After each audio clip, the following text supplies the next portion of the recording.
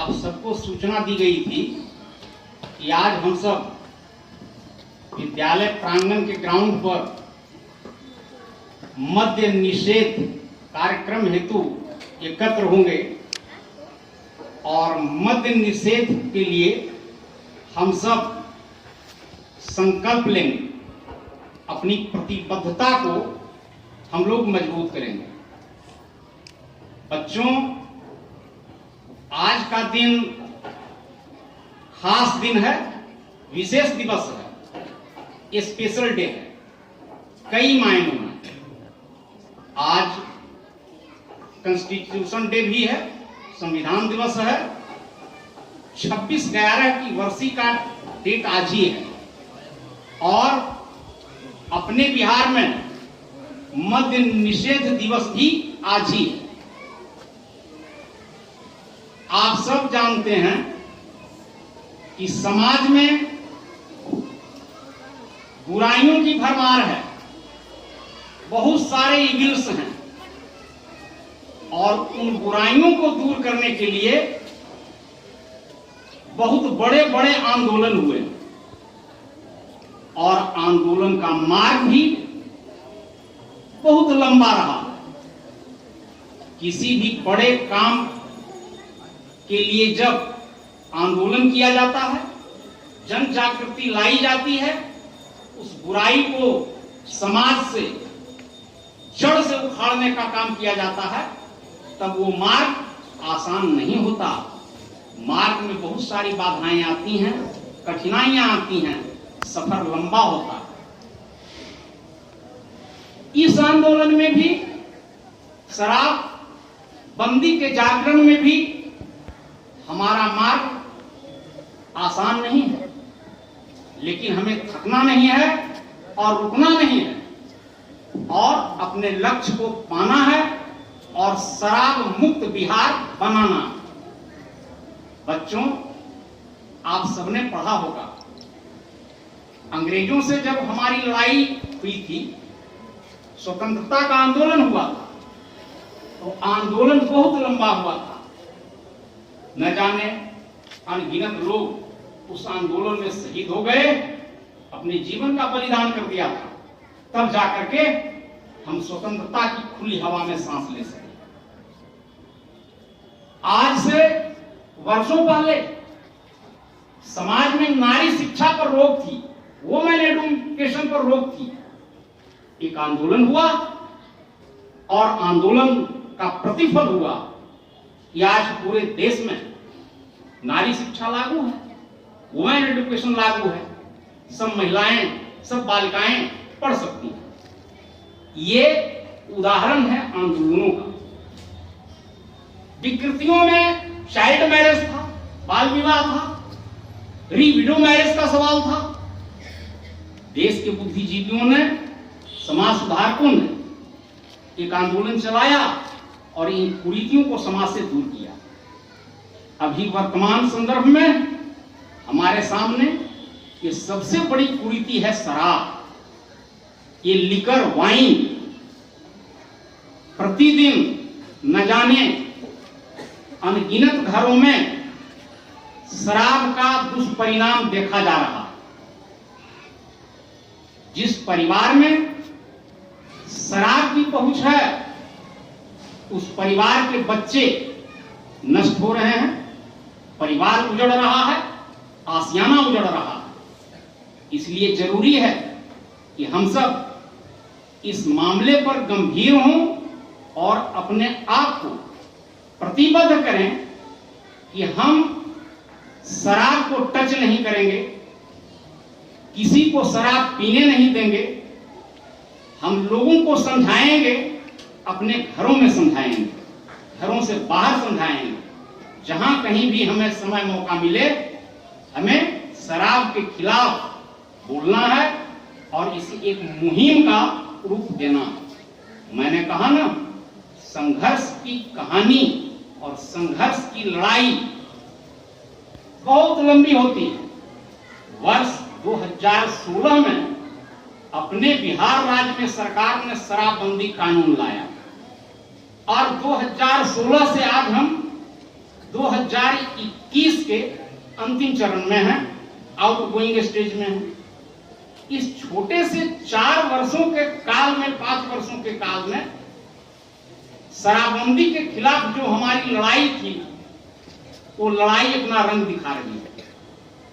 शराबबंदी कठोर कानून के चलते, इस महाअभियान के चलते, जन जागृति के चलते बहुत सारे घरों में एक नया सवेरा हो गया।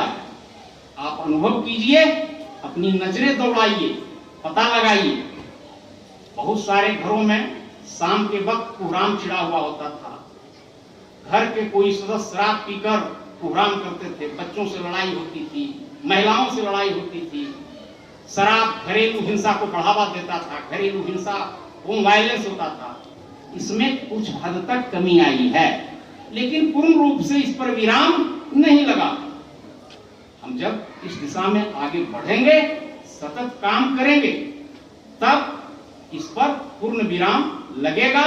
और मेरा ऐसा विश्वास है कि इस पर पूर्ण विराम अवश्य लगेगा जब हम, आप और समाज के सारे लोग मिलकर इस दिशा में पूर्ण रूप से समर्पित होकर काम करेंगे। तब हमारा बिहार निश्चित रूप से शराब मुक्त बिहार बनेगा। और प्यारे बच्चों, शराब तो ऐसी बुरी चीज है, ऐसी बुरी बला है कि केवल आज समझ में नहीं आई है। वर्षों पहले हमारे पूर्वजों को, एंसेस्टर्स को इस शराब के दुष्परिणाम का भान था। और उन लोगों ने भी अपनी आंखों से, नजरों से शराब के दुष्परिणाम को देखा था, और तभी से वे लोग भी इस दिशा में काम किए थे। देखिए ना, उदाहरण के तौर पर आप सब स्टोरीज पढ़ते हैं ना, कहानी पढ़ते हैं। देखिए, प्रेमचंद की कई कहानियां हैं जो नशा के विरोध में है। उनकी एक कहानी का शीर्षक है ताड़ी का दुकान, एक कहानी का शीर्षक है शराब की दुकान। जितने भी लोग थे साहित्यकार लोग, जिनको भी ध्यान था शराब के दुष्परिणाम का, उन्होंने अपनी लेखनी का प्रयोग किया। किसी ने कहानी लिखा, किसी ने कथा लिखा, किसी ने और कुछ लिखा, और ये मैसेज दिया, संदेश दिया कि शराब से छुटकारा पाइए, शराब को छोड़िए, शराब को त्यागिए। खड़ी बोली के हिंदी साहित्य में जो जनक हैं भारतेंदु जी, इन्होंने भी लिखा। उनकी चंद पंक्तियां मुझे अभी याद आ रही है इस संदर्भ में।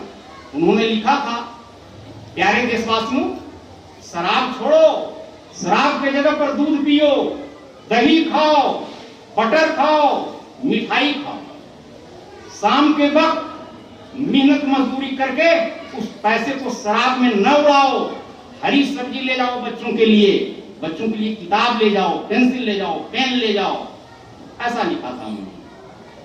और बिहार में एक भिखारी ठाकुर का नाम कौन नहीं जानता, भोजपुरी में। भिखारी ठाकुर जी ने भी शराबबंदी की दिशा में बहुत कुछ लिखा, बहुत कुछ कहा, बहुत कुछ काम किया। और उनकी बात भी मुझे याद आ रही है। राजगीर आपका बगल में है कन्वेंशन सेंटर, विद्यालय की ओर से एक बार हम लोग वहां गए थे। भारतीय कला संस्कृति मंत्रालय की ओर से कार्यक्रम प्रस्तुत था। उस कार्यक्रम में ये इंक्लूड था शराबबंदी के ऊपर नाटक, और उस नाटक को मैंने देखा था। और नाटक का हेडिंग था पिया भैल निसैल, पिया निसैल। इसका मतलब क्या हुआ? ये पिया निसैल माने पति देव जी शराबी हो गए। पिया निसैल, पति देव जी शराबी हो गए। उस नाटक में दिखाया गया था कि किसी परिवार में एक पति जी थे, वो शराबी हो गए थे, और किस प्रकार घर संसार और परिवार उनका उजड़ा था। सवेरे भी मैंने ये बात आप सबसे कही थी। बापूजी भी शराबबंदी के प्रति बहुत गंभीर थे। उन्होंने भी कहा कि शराब आपका शरीर को भी नष्ट करता है।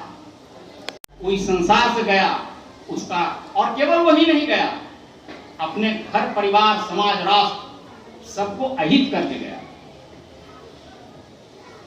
एक शराबी को अगर हम सुधार देते हैं तो एक शराबी के सुधरने से एक परिवार सुधरता है, परिवार के सुधरने से मोहल्ला सुधरता है, समाज सुधरता है, राज्य सुधरता है, और पूरा राष्ट्र सुधरता है। और किसी भी राष्ट्र के लिए एक परिष्कृत मानव संसाधन की आवश्यकता होती है। भला बताइए, जो शराब पिएंगे, जो शराब का सेवन करेंगे, वो एक सभ्य नागरिक हो सकते? कभी नहीं हो सकते। वो राष्ट्र के लिए एक साधन, मानव संसाधन हो सकते हैं? कभी नहीं हो सकते हैं। इसलिए इन सब बातों को ध्यान में रखकर आज हम सब लोग यहाँ संकल्प लेंगे कि हम शराब को न छुएंगे। जो शराब पीते हैं उन्हें मना करेंगे, उन्हें समझाएंगे, उन्हें प्रेम पूर्वक समझाएंगे, शांति पूर्वक समझाएंगे। शराब से होने वाले दुष्परिणाम, हानियों से उन्हें सचेत कराएंगे ताकि वो शराब छोड़ दें। शराब एक प्रकार का जहर है। Liquor is a kind of poison. एक विष है, महाविष है। आर्सेनिक विष से भी ज्यादा खराब विष है ये। आर्सेनिक उससे भी ज्यादा खराब जहर है। आर्सेनिक एक विष है, बहुत तेज जहर है, उससे भी खराब जहर है। और इस मुहिम में, इस आंदोलन में हर किसी एक के योगदान की जरूरत है। चाहे बड़े हों, बुजुर्ग हों, विद्यालयों में पढ़ने वाले छात्र हों, छात्राएं हों, अथवा महाविद्यालयों में हों या विश्वविद्यालयों में हों, सबके संवेद प्रयास से, सबके संवेद लगन से इस मुहिम को, इस आंदोलन को, इस महाअभियान को हम आगे बढ़ा सकते हैं और अपने लक्ष्य को हासिल कर सकते हैं। आप सबको बहुत बहुत धन्यवाद।